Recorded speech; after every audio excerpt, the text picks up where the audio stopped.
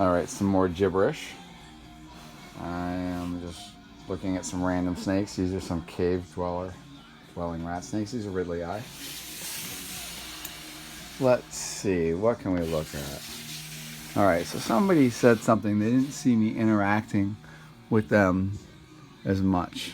So I'm going to back to blood pythons. So blood pythons, I guess I'll try to focus on a couple things. Alright, blood pythons are a smaller growing python compared to, let's say, something like, Python reticulatus, Burmese pythons, whatnot. Some are larger growing. But what's really interesting about them is they're very, very short, but they have the very, very, powerful bodies.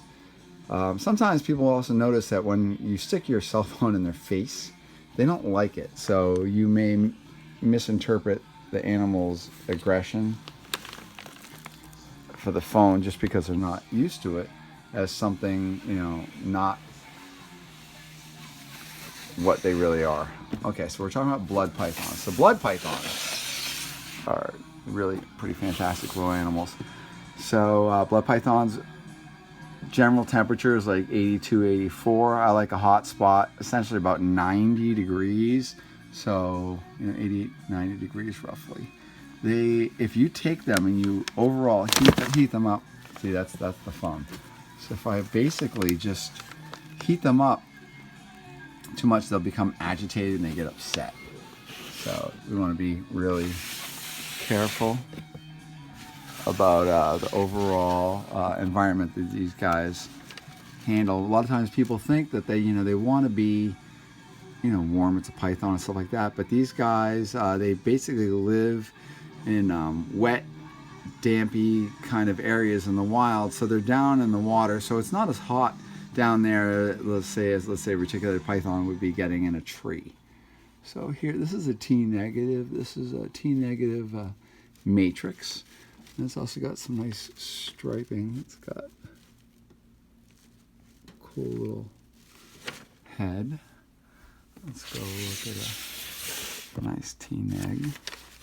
So one of the problems is when I'm playing with blood pythons, I'm holding the phone. I use one hand. And I want to be a little bit respectful when I'm handling these guys, as far as just being inconsiderate when I'm picking them up and all their weight has to be supported just by my one hand.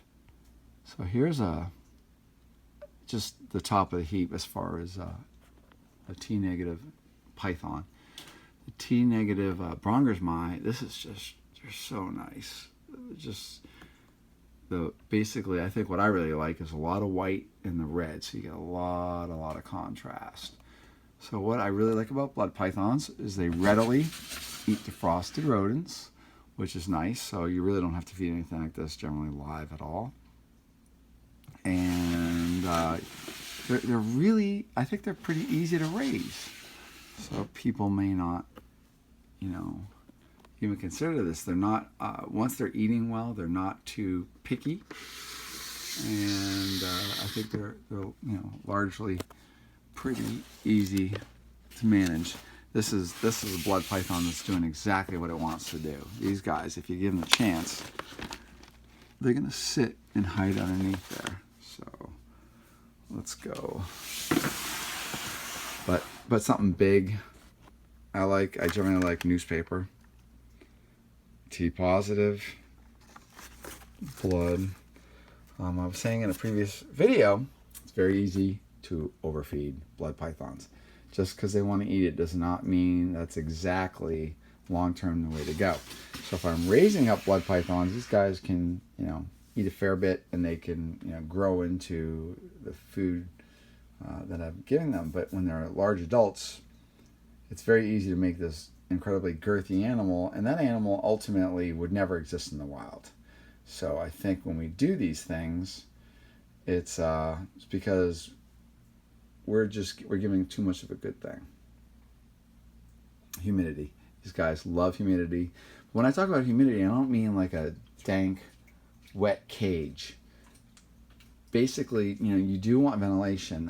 In my new racks, they have a third ventilation, but ambient humidity is a minimum is like 60%. And I don't, I wish I had a humidistat or something where I was monitoring my humidity, because I'm, a snake guy, and a lot of people that are the same. We just kind of like, you just feel it.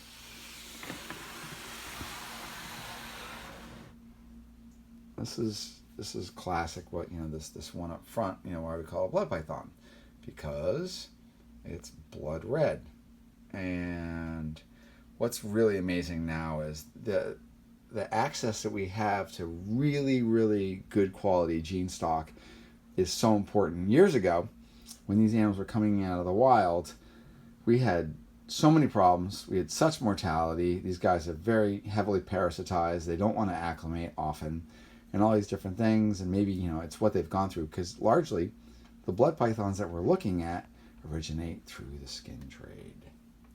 So a lot of these morphs, they all came through the skinners. And what's interesting about blood pythons, like this guy will change from night and day. He'll get a really black head, really black tip of his tail. Right now he's light colored.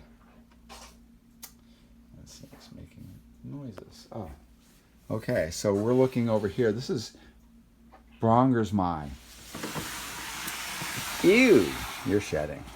Okay, so this is a black blood. This is Curtis.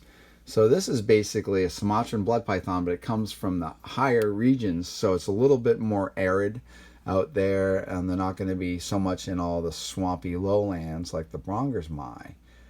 And I think I have another one.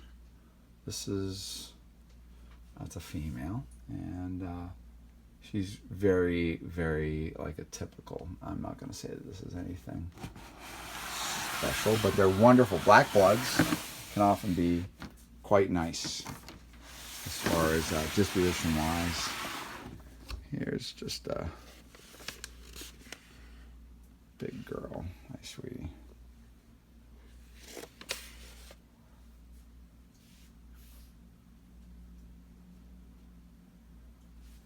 Yeah, we'll go over here. Oh, you're shedding. That's an albino. Darwin's carpet. Back to this. Look at that.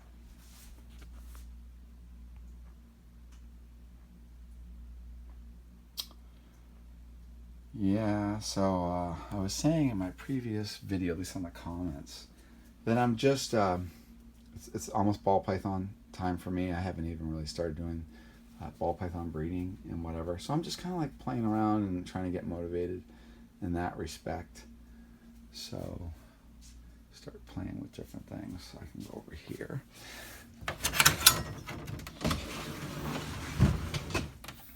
So here's Papuan pythons, Papuan. And this is not like Australian olivaceous. This is a really, really weird animal.